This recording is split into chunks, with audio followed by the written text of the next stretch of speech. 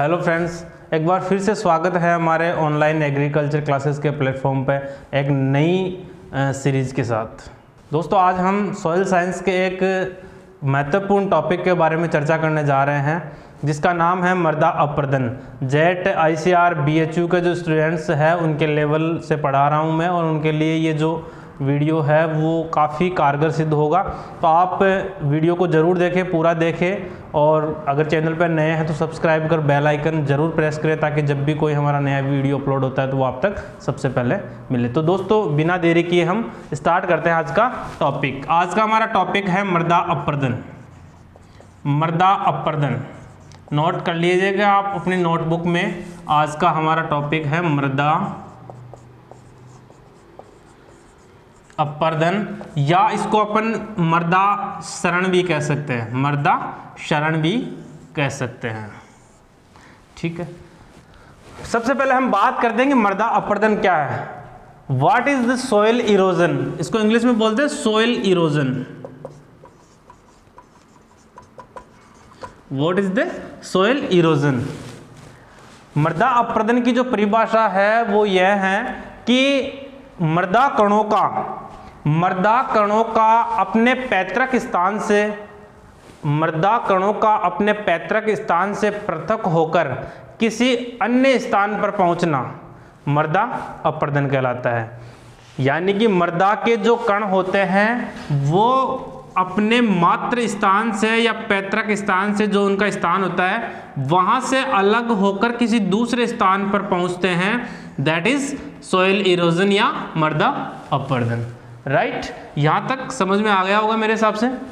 Simply हम यह कह सकते हैं, आप इसको सीधी भाषा में सीधे तौर पर यह समझ सकते हैं कि ये जो मृदा की सतह है, यह पृथ्वी है, यहाँ से जो मिट्टी के जो कण हैं वो एक स्थान से उठकर दूसरे स्थान पर चले जाते हैं, या उनका जो स्थान होता है, जैसे ये जो कण है यहाँ पड़ा है, भी यहाँ से यहाँ पर भी अगर ये पहुँच रहा है तो ये हो गया मृदा अपरदन। राइट, मृदा कणों का अपने मातृ स्थान या पैतृक स्थान से उठकर किसी दूसरे स्थान पर जाना मृदा अपरदन या मृदा क्षरण कहलाता है।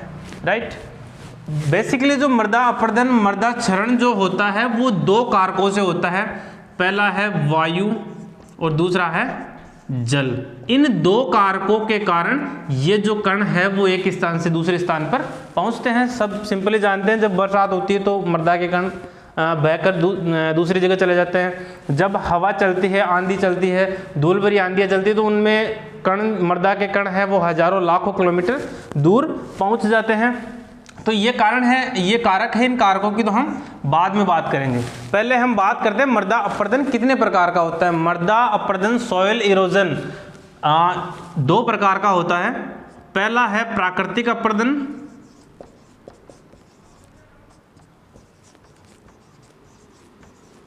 देखिए स्टूडेंट्स, ये जो टॉपिक है वो टेक्निकल टॉपिक है और अच्छे से ट्रिक से समझाऊंगा मैं आपको। वीडियो को आप पूरा देखना, स्किप मत करना इसको। अच्छे से अगर आप देखोगे तो ये आपके समझ में बैठ जाएगा और आपको रट्टा मारने की जरूरत बिल्कुल नहीं पड़ेगी। हम पढ़ रहे हैं मृदा अपरदन के प्रकार। मृदा अपरदन के दो प्रकार है। पहला है प्राकृतिक अपरदन और सेकेंड इज कृत्रिम अपरदन या कृत्रिम क्षरण भी बोल सकते हैं इसे, या अपरदन भी बोल सकते हैं।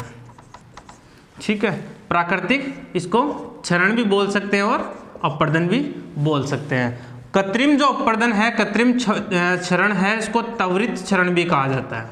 त्वरित का मतलब होता है शीघ्रता, शीघ्र, यानी इसमें जो क्षरण होता है वो शीघ्रता से होता है। अब बेसिकली इनमें डिफरेंस क्या है, प्राकृतिक अपरदन, प्राकृतिक क्षरण और कृत्रिम क्षरण है क्या। देखिए, प्राकृतिक क्षरण जो है वो एक प्रकृति में चलने वाली सतत प्रक्रिया है। सतत का मतलब यूं है कि ये प्रकृति में निरंतर चलने वाली प्रक्रिया है और इसको कोई रोक नहीं सकता।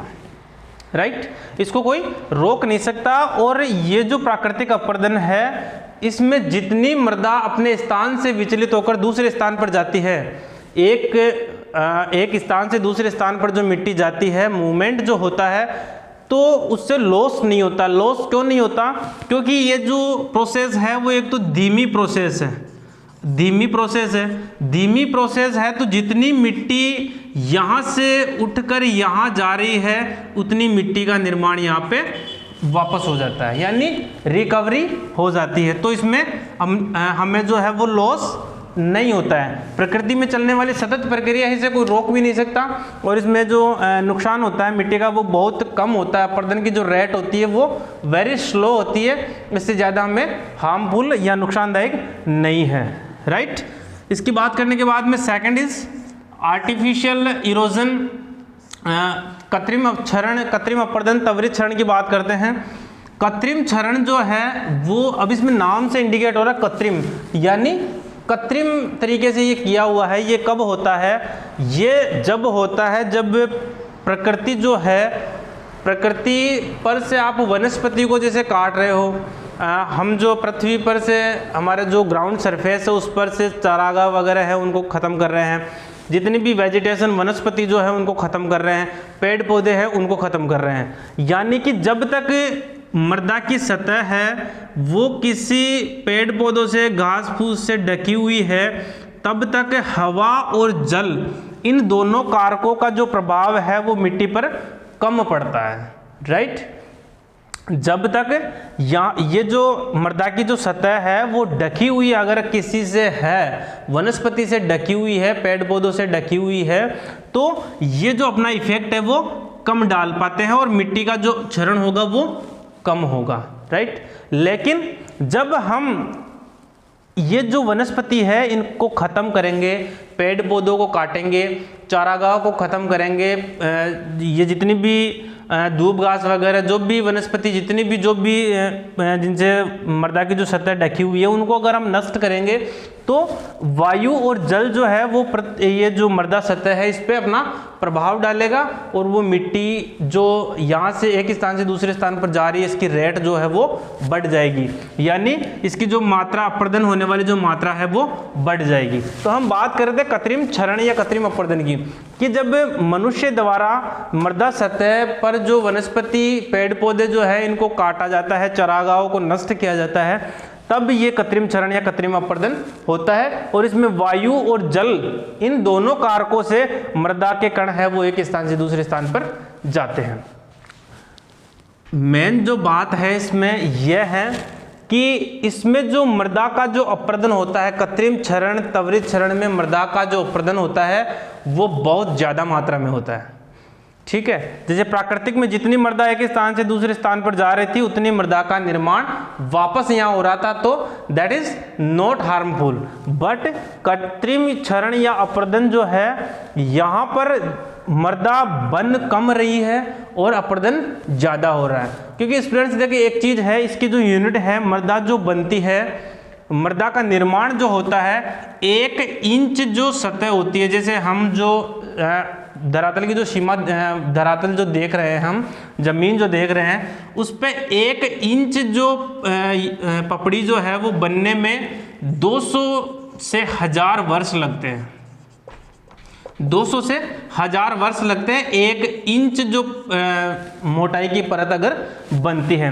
तो मृदा के बनने की जो रेट है दैट इज स्लो एंड जो क्षरण जो हो रहा है वो है फास्ट हो रहा है। तो इसलिए हम अगर यहाँ से वनस्पति हटाएंगे, पेड़ पौधे काटेंगे तो इसकी रेट है वो बढ़ जाएगी, ठीक है। दूसरी चीज ये है कि इस क्षरण को हम रोक सकते हैं, इसको प्राकृतिक क्षरण को हम नहीं रोक सकते, प्रकृति में चलने वाली सतत प्रक्रिया है, लेकिन कृत्रिम क्षरण को हम रोक सकते हैं। कैसे रोक सकते हैं? यहाँ जमीन पर मृदा सतह पर अगर हम पेड़ पौधे लगाते हैं, वनस्पति उगाते हैं तो हम इसको रोक सकते हैं, राइट।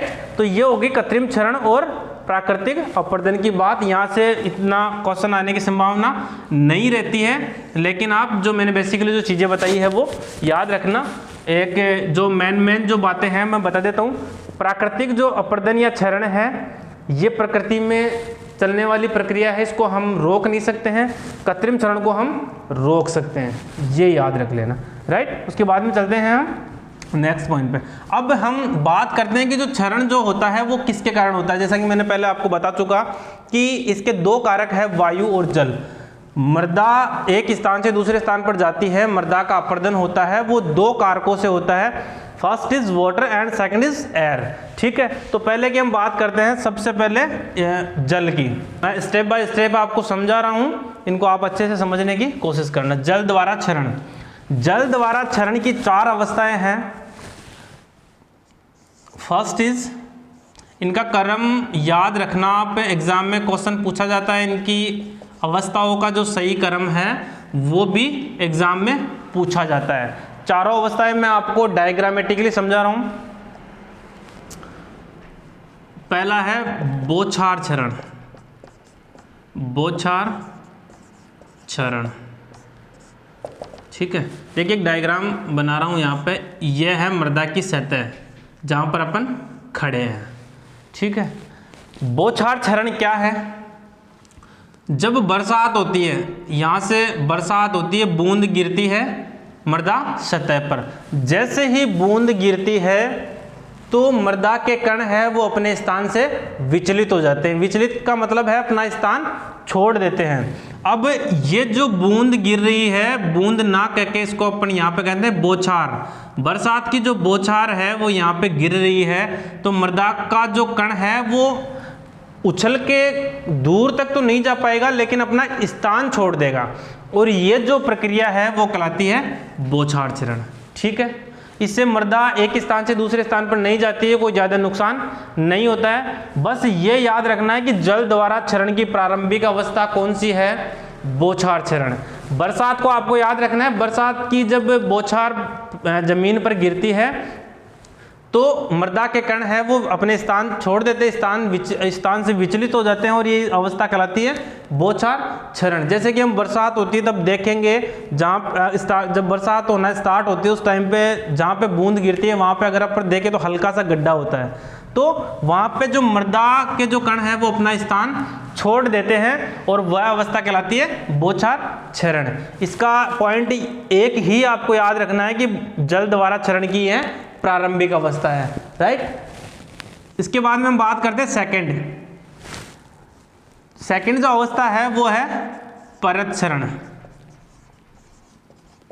ठीक है, जैसे अब हम आते हैं इस डायग्राम पे। पहले बरसात होना स्टार्ट हुई, बौछार गिरी, मृदा के जो कण है उन्होंने अपना स्थान छोड़ा और कहलाया बौछार क्षरण।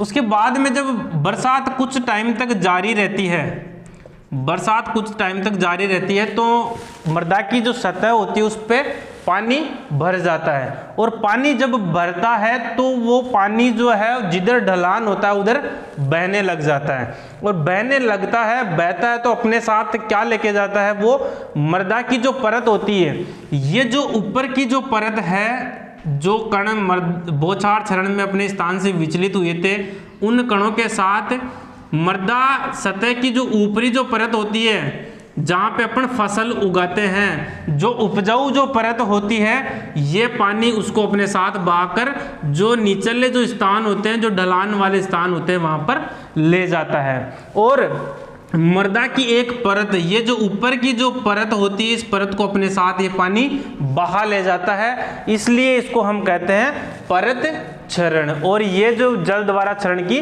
दूसरी अवस्था है। इसका इंपॉर्टेंट क्वेश्चन ये है जो एग्जाम में आता है कि कृषि की दृष्टि से हानिकारक जल द्वारा क्षरण की अवस्था कौन सी है? कृषि की दृष्टि से जल द्वारा क्षरण की कौन सी अवस्था हानिकारक है? दैट इज परत क्षरण या सीट इरोजन। क्यों? क्योंकि इसमें जो मृदा जो बह के जा रही है पानी के साथ, वो जा रही है मृदा सतह की ऊपरी जो मृदा होती है वो जा रही है, और वो जो मृदा है वो उपजाऊ होती है, जो फसल उगाने के काम में आती है, जो पानी के साथ बहकर चली जाती है, और यह कहलाती है परत क्षरण। तो कृषि की दृष्टि से जल द्वारा क्षरण की कौन सी अवस्था हानिकारक अवस्था है? वो है परत क्षरण। जल द्वारा क्षरण की परत क्षरण है वो द्वितीय अवस्था है। प्रारंभिक अवस्था है बौछार क्षरण, बौछार क्षरण के बाद में दूसरी अवस्था है वो है परत क्षरण। ठीक है, उसके बाद में हम बात करते हैं तीसरी अवस्था। तीसरी अवस्था है रील क्षरण। कौन सी है? रील क्षरण। रील क्षरण की बात जब हम करते हैं तो वापस इसी डायग्राम पे आपको आना है। बरसात चालू है अभी तक भी, ठीक है, और जैसे जैसे पानी जो बह रहा है, तो पानी जब बहता है ढलान की तरफ तो मृदा में छोटी छोटी नालियां बन जाती है, छोटी छोटी नालियां बन जाती है। मृदा में ये जो छोटी छोटी नालियां बनती है ये अवस्था कहलाती है रील क्षरण। ठीक है, रील क्षरण में जो नालियां बनती है उन नालियों को हम पुनः भूपरिष्करण जो क्रियाएं होती है, टिलेज जो ऑपरेशंस होते हैं उनके द्वारा ठीक कर सकते हैं। टिलेज का मतलब ये होता है कि उनकी जुताई वगैरह करके ट्रैक्टर वगैरह से उनको वापस हम ठीक कर सकते हैं। तो ये हो गया रील क्षरण। रील क्षरण का कोई इंपॉर्टेंट क्वेश्चन नहीं है। लास्ट है गली या अवनालिका अपर्दन। गली या अवनालिका अपर्दन, तो यहाँ पर ये जो छोटी छोटी नालियाँ बनी थी रील क्षरण में, जब इनमें जब पानी बहता रहता है कई घंटों तक जब बारिश जारी रहती है, तो ये जो नालियाँ होती है एक विकराल रूप धारण कर लेती है। ये जो इनकी गहराई जो है वो बढ़ जाती है काफ़ी, और इतनी गहराई हो जाती है कि उनको हम ट्रैक्टर वगैरह से जुताई करके उनको वापस हम ठीक नहीं कर सकते। तो ये जो अवस्था कहलाती है गली या अवनालिका अपर्दन। ठीक है, रील क्षरण में जो मृदा में जो नालियाँ बनती है उनको वापस भूपरिष्करण क्रियाओं द्वारा सही कर सकते हैं। भूपरिष्करण का मतलब है जुताई वगैरह करके ठीक कर सकते हैं। गली या अवनालिका अपर्दन में जो नालियां बनती हैं, गहरे गड्ढे होते हैं, उनको वापस हम ठीक नहीं कर सकते हैं, इसलिए इसको कहा जाता है मृदा का कैंसर। जैसे हमारे कैंसर होता है उसका इलाज नहीं हो सकता, वैसे ही अवनालिका अपर्दन या गली अपर्दन है, उसमें गहरे जो गड्ढे होते हैं उनका भी कोई इलाज नहीं होता, और ये कहलाता है गली या अवनालिका अपर्दन। ठीक है, इसे मृदा का कैंसर कहा जाता है। अब इसका जो क्वेश्चन है वो एक तो ये है कि कृषि की दृष्टि से ये हानिकारक अवस्था परत क्षरण है। रील क्षरण में जो नालियां बनती है उनको जुताई करके वापस ठीक कर सकते हैं। गली या अवनालिका अपर्दन है उसको मृदा का कैंसर कहा जाता है, उसमें जो गड्ढे होते हैं वो उनको वापस भूपरिष्करण क्रियाओं द्वारा ठीक नहीं किया जा सकता। और मोस्ट इंपॉर्टेंट क्वेश्चन इज इनका क्रम। प्रारंभिक अवस्था है बौछार चरण, सेकंड इज परत चरण, थर्ड इज रील चरण एंड फोर्थ इज गली या अवनालिका अपर्दन। तो एग्जाम में जो क्वेश्चन आता है वो ये आता है जल द्वारा क्षरण की अवस्थाओं का सही क्रम है, ऐसे आएगा बौछार चरण, परत चरण, रील चरण और अवनालिका या गली अपर्दन, ऐसे। ठीक है, तो इसमें चार ऑप्शन होंगे, एक यहाँ होगा एक यहाँ होगा, ऐसे उल्टे सीधे करके। तो आपको ध्यान रखना है, पहले बौछार गिरेगी, बौछार के साथ में फिर परत बहेगी, परत बहेगी तो छोटी छोटी नालियाँ बनेगी जिसे रील कहेंगे, और छोटी छोटी नालियाँ बनेगी उनमें जब पानी बहेगा तो वो बड़ा विकराल रूप धारण करेगी और इसे गली या अवनालिका अपर्दन कहेंगे। मृदा अपर्दन का जो दूसरा जो कारक है वो है वायु। मृदा अपर्दन का पहला कारक था जल और दूसरा है वायु। मृदा अपर्दन दो प्रकार का होता है, पहले वायु द्वारा और दूसरा जल द्वारा, राइट। तो हम वायु द्वारा जो मृदा क्षरण है, मृदा अपर्दन है, उसकी बात कर रहे हैं। वायु द्वारा मृदा क्षरण की तीन अवस्थाएं होती है और तीनों में आपको अच्छे से समझाने की कोशिश कर रहा हूं, आप इनको ध्यान से देखना तो आपके समझ में आ जाएगा। मृदा अपर्दन जो वायु द्वारा होता है उसकी पहली अवस्था है निलंबन। इनका आप क्रम याद रखना, निलंबन, दूसरा है उच्छलन, मैं आपको याद करवा दूंगा अभी यहीं, और तीसरा है सतह सर्पण, राइट। ये तीन अवस्थाएं हैं, निलंबन, उच्छलन और सतह सर्पण। वायु द्वारा मृदा क्षरण होता है, इनकी ये तीन अवस्थाएं होती है, निलंबन, उच्छलन और सतह सर्पण। निलंबन, निलंबन का मतलब यह होता है कि जैसे पानी है और पानी में अगर हम तेल की बूंद डालते हैं तो वो ऊपर तैरती है, पानी में मिलती नहीं है, ठीक है।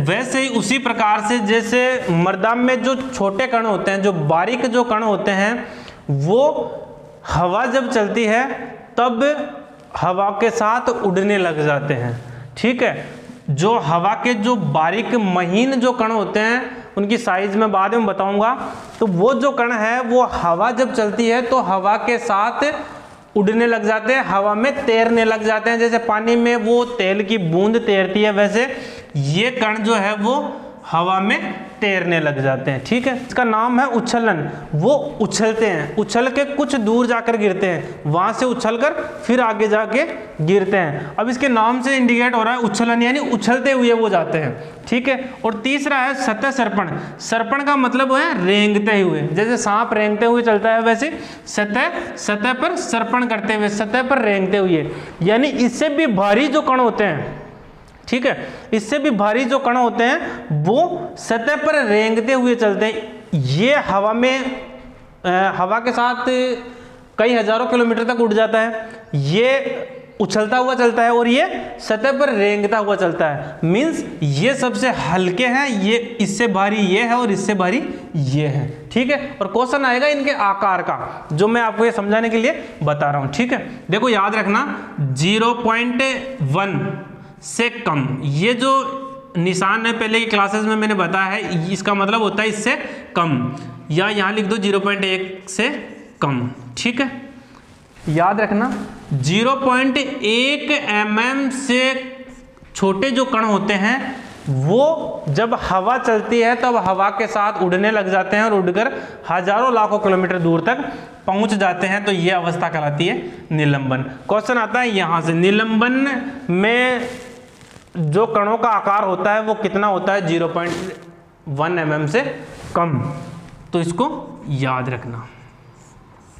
ठीक है, ये जो क्षरण होता है, निलंबन जो क्षरण होता है, इसमें मृदा का जो नुकसान होता है वो कुल क्षरण का, वायु द्वारा जो क्षरण होता है, वायु द्वारा जो 100% क्षरण होता है उसका 3 से 4%, 3 से 4% जो क्षरण होता है वो निलंबन से होता है। राइट, इसके दो ही क्वेश्चन है, यही आपको याद करने, इसके अलावा कुछ नहीं है।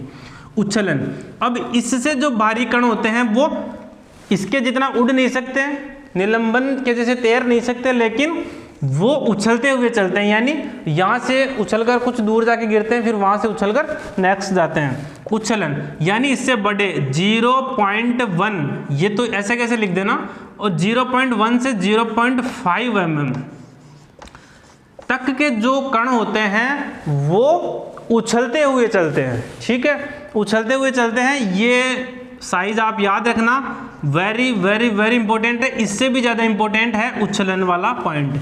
और इसमें जो नुकसान होता है मृदा का वो होता है 50 से 75%, यानी वायु चरण की ये जो अवस्था है वो वेरी वेरी वेरी इंपॉर्टेंट है। उच्छलन जो है उसमें 50 से 75% मृदा का लॉस होता है, और 0.1 से 0.5 mm जो है इसके कणों की साइज होती है जो इसमें अपर्दन होते हैं। ठीक है, फिर इससे जो भारी जो कण होते हैं जो ना तो मतलब जो उछलते भी नहीं है और निलंबन भी नहीं करते हैं, भारी जो कण होते हैं यानी 0.5 mm से अधिक, ये जो इंडिकेशन, ये जो साइन है इसका मतलब है अधिक, 0.5 mm से अधिक। ये जो कण होते हैं वो निलंबन तैर भी नहीं सकते और उछल भी नहीं सकते, लेकिन सतह पर तैरते हुए चलते हैं, रेंगते हुए चलते हैं। सतह पर जैसे सर्प चलता है वैसे रेंगते हुए चलते हैं, और इनके कणों का आकार होता है 0.5 mm से अधिक। और इसमें जो अपर्दन होता है वो होता है 5 से 25%। ठीक है, अब आपको याद क्या रखना है, निलंबन में कणों का आकार 0.1 mm से कम होता है। राइट, सेकंड है उच्छलन, उच्छलन में 0.1 से 0.5 mm होता है, और सतह सर्पण है उसमें 0.5 mm से अधिक होता है। सीक्वेंस में याद रह जाएगा 0.1, 0.1 से 0.5 और 0.5 से अधिक। ठीक है, और इनको अच्छे से समझोगे, जैसे मैंने जो बैक में जो बताया है, बैक जाकर उसको अच्छे से समझोगे तो ये आपके बैठ जाएगा। फिर है किससे कितना नुकसान होता है, को टोटल जो इरोजन होता है एयर से उसमें 3 से 4% इससे निलंबन से होता है, और 50 से 75% उच्छलन से होता है, और 5 से 25% है वो सतह सर्पण से होता है। ठीक है, इसको इंग्लिश में कहा जाता है सस्पेंशन। अगर हिंदी में ये टर्म नहीं आती है तो आप हल्का सा दिमाग में रखना सस्पेंशन, और इसको कहा जाता है साल्टेशन, क्योंकि ये ऐसा आया हुआ है, साल्टेशन लिखा हुआ, उच्छलन अगर नहीं आए और साल्टेशन अगर आ जाए तो भी आप ध्यान रखना। इसको सरफेस क्रीपिंग बोलते हैं, बाकी आता नहीं है। लेकिन इन दोनों का आप याद रखना है, निलंबन को सस्पेंशन और दूसरे को साल्टेशन। तो ये जो मृदा क्षरण और वायु क्षरण दोनों की बात हुई। हमारी जो हेडिंग है वो है मृदा संरक्षण की विधियां। मृदा संरक्षण की विधियां, इसको मैं ज़्यादा विस्तार से नहीं पढ़ाकर शॉर्ट में पढ़ा रहा हूँ, जहाँ से इंपॉर्टेंट क्वेश्चन आने की संभावना रहती है वो पढ़ा रहा हूँ। मृदा संरक्षण की जो विधियां है उनको दो भागों में बांटा जाता है। पहली है सस्य संबंधी विधियां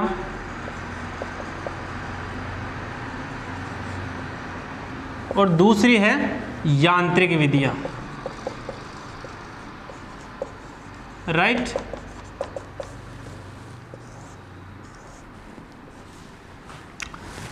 मृदा संरक्षण का मतलब है कि जल और वायु में जो क्षरण हो रहा है, इनके द्वारा जो क्षरण हो रहा है उस मृदा को रोकने के उपाय। सस्य संबंधी विधियां और यांत्रिक विधियां, अब इनमें क्या डिफरेंस है, यहीं से क्वेश्चन आता है कि जिन मृदाओं का ढलान 2% से कम होता है, इंपॉर्टेंट क्वेश्चन है, इसको वेरी इंपॉर्टेंट कर देना। जिन मृदाओं का ढलान 2% से कम होता है वहां पर सस्य संबंधी विधियां काम में ली जाती है। सस्य संबंधी विधियों का मतलब है कि जो हमारे खेत में जो मल्चिंग वगैरह करना, क्रॉप रोटेशन वगैरह करना, ये जो क्रियाएं करते हैं वो सस्य संबंधी विधियों में आती है। और उनसे ये विधियां, सस्य संबंधी विधियां उन्हीं स्थानों पर कारगर है जहाँ पर मृदा का ढलान है वो कम होता है।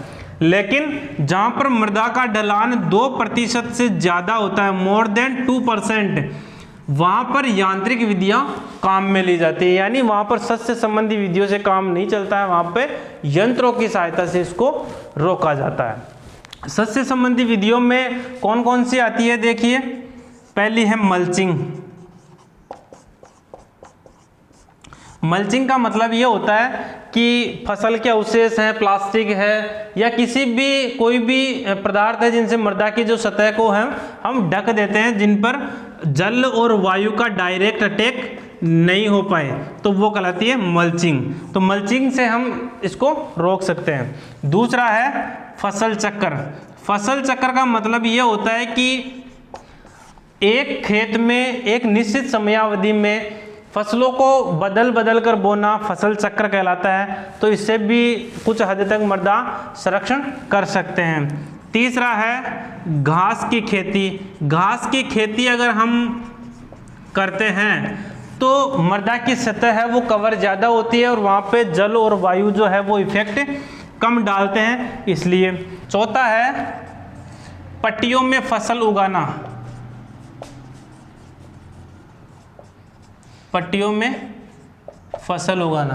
पट्टियों में फसल उगाने का मतलब ये होता है, पट्टियों में जब हम फसल उगाते हैं, जैसे ये पट्टी, ये खेत है पूरा और इसमें यहाँ पट्टी, यहाँ पट्टी, तो जब पानी जब आता है, जैसे बरसात का पानी आता है यहाँ स्पीड से आता है, लेकिन यहाँ अगर फसल की पट्टी है तो इससे इसका वेग है वो कम हो जाएगा, तो ये मृदा के जो कण हैं उनको बहाकर नहीं ले जाएगा, या ले जाएगा तो कम ले जाएगा। तो इस तरह से सस्य संबंधी जो विधियाँ है ये उपाय, सस्य संबंधी जो उपाय है उनको अपनाकर हम इनको संरक्षित कर सकते हैं। लेकिन आपको याद ये रखना है कि 2% से कम ढलान वाली जो मृदाएं होती हैं उनमें सस्य संबंधी विधियां काम में ली जाती हैं। सेकंड जो है वो है यांत्रिक विधियां। यांत्रिक विधियां वहां काम में ली जाती है जहां का ढलान 2% से ज़्यादा होता है, इनको याद रखना है। और इनमें यंत्रों की सहायता से बड़ी बड़ी खाइयाँ बनाई जाती है, जिनको जिंक टेरेस, बेंच टेरेस हम बोलते हैं। तो ये ढलान के अकॉर्डिंग है, जिंक टेरेस, बेंच टेरेस, ठीक है। जिंक टेरेस, बेंच टेरेस, ये यंत्रों की सहायता से बड़ी बड़ी खाइयाँ जमीन में बना दी जाती है, जिसमें पानी का जो बहाव है वो कम हो जाता है, वेग कम हो जाता है, जिसके कारण वो मृदा के जो कण है वो नहीं जा पाते आगे। जिंक टेरेस जो अपनाया जाता है वो 3 से 10% ढलान वाली जो जमीन होती है वहाँ पे अपनाया जाता है। याद रखना जिंक टेरेस 3 से 10% ढलान वाली ज़मीन पे, बेंच टेरेस है वो जिंक टेरेस से भी ज़्यादा इंपॉर्टेंट है, और 16 से 33% तक की ढलान वाली जो ज़मीनें होती है वहाँ पे बेंच टेरेस अपनाया जाता है। कई बार कई एग्जाम्स में क्वेश्चन पूछा गया है, एग्रीकल्चर की जो भी एग्जाम्स होते हैं छोटे बड़े उनमें कई बार पूछा गया है। आप याद रखना बेंच टेरेस है वो 16 से 33% ढलान वाली ज़मीन में काम में लिया जाता है। और आगे है ऊर्ध्वाधर मल्चिंग। ऊर्ध्वाधर मल्चिंग इसका भी कई बार क्वेश्चन आया हुआ है, याद रखना।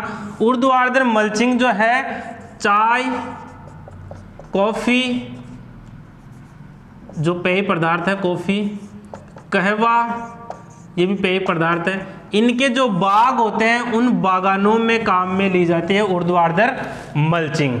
ठीक है, तो इस तरह से एक तो ये इंपॉर्टेंट है और एक ये ऊर्ध्वाधर मल्चिंग वाला इंपॉर्टेंट है कि चाय, कॉफ़ी, कहवा इनके बागानों में काम में ली जाती है। बेंच टेरेस 16 से 33% ढलान वाली ज़मीनों में काम में ली जाती है। यांत्रिक विधियाँ 2% से अधिक ढलान वाली में, सस्य संबंधी विधियाँ 2% से कम ढलान वाली में, और इनका बेसिकली क्वेश्चन नहीं पूछा जाता है, फिर भी आप दिमाग में रखना अगर आ जाए तो आप उसको अटेम्प्ट कर सको। तो ये आज की क्लास थी जिसमें मेरे हिसाब से मैंने आपको अच्छे से समझाया है, आपके समझ में आया होगा, और आप इंतज़ार कीजिए नेक्स्ट वीडियो का। और ये जो वीडियोज़ है आपको अच्छा लगे तो आप अपने फ्रेंड सर्किल में, ग्रुप में आप इनको शेयर भी करें, और वीडियो पसंद आता है तो उसे लाइक भी ज़रूर करें, क्योंकि मैं इतनी मेहनत से बना रहा हूँ, आपका लाइक को करने में कुछ नहीं जाता है। तो अलविदा चाहूँगा अभी के लिए, और फिर मिलते हैं नेक्स्ट वीडियो में।